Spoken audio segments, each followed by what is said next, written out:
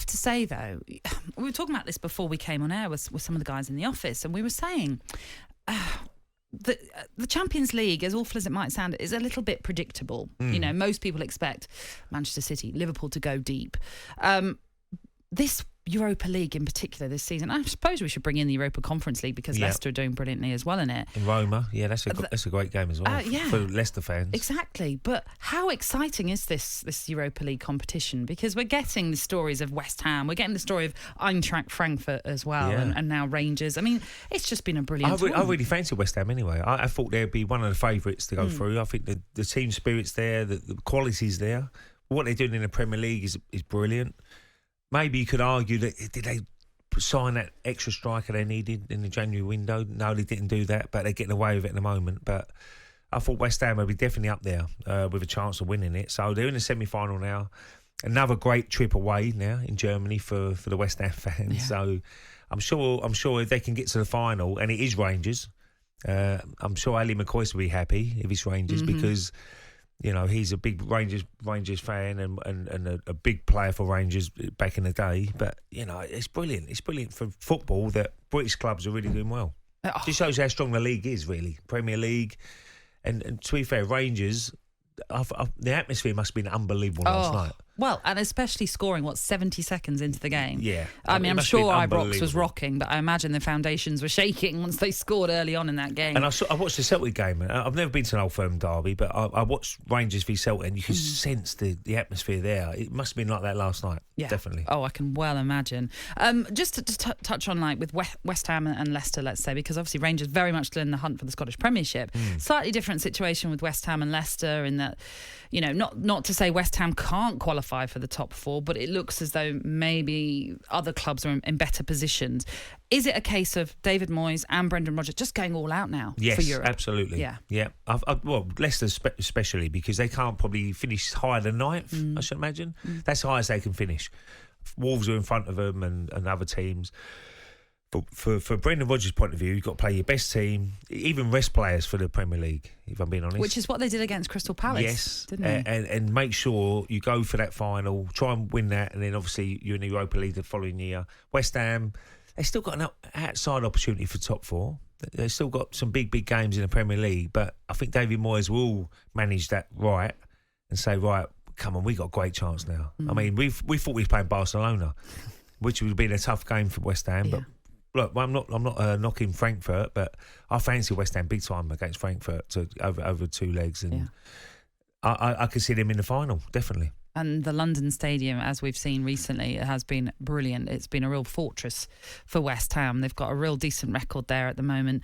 And they've got Eintracht Frankfurt to come. It's going to be incredible. 28th of April is the first I'm sure leg. Every single West Ham fan is so delighted with the season so far. I mean, it's been brilliant for them. How can you grumble with as that? much as you've been delighted, being a Brentford fan. Oh, gosh. What was it? Come on, Natalie. 12 minutes in and we mentioned Natalie, Brentford.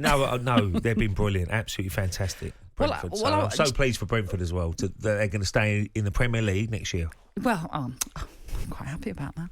I have to say, though, I was at the Brentford-West Ham game on Sunday, and West Ham were quite disappointing. I mean, Brentford thoroughly deserved their victory. I thought it was one of our best games of the season. But a lot of the players, Mikel Antonio looked really jaded, I would say. And not to say that I was worried about this game in Lyon, but there was a slight hesitance when I was thinking about this match. But then you knew that they're bound to G themselves up for it because obviously it was a second leg. And the backroom staff comes into that. The backroom staff know Stuart Pearce, people like that. Come on, lads, this is a massive opportunity. If he's telling me something, I'm going to listen as a player. Yeah, come on, this is a massive opportunity, guys, for all the West Ham fans out there. Semi-final. Could play Barcelona. They at the time they didn't know that, but they got their job done. And Lyon, a decent side. They showed in the first leg that they can keep the ball and they work it well. But to win 3-0 away from home is brilliant for West Ham. Absolutely brilliant. Well, Lyon, you're absolutely right to mention that they were a real threat because they hadn't lost in their 9 Europa League games coming into that match against West Ham. Struggling domestically, I think they're 10th in League 1. as you like to say. Okay. But what a victory it was for West Ham. And look, we've had loads of messages already. Leicester, from Glasgow loads Rangers.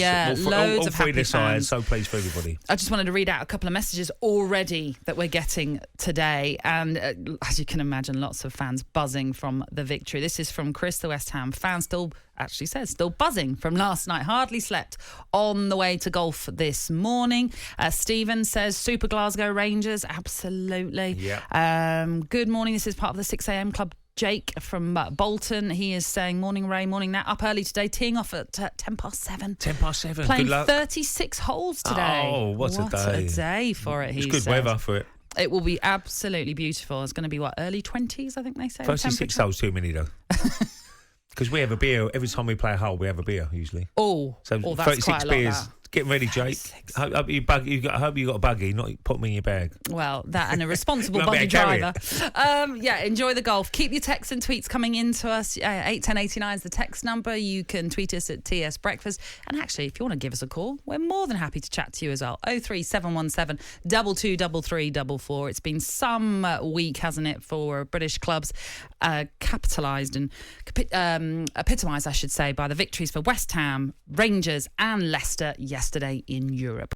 talkSPORT Breakfast with Alan Brazil. Thursday and Friday morning, 6 till 10. On AM, on DAB, via the talkSPORT app and on your smart speaker. talkSPORT.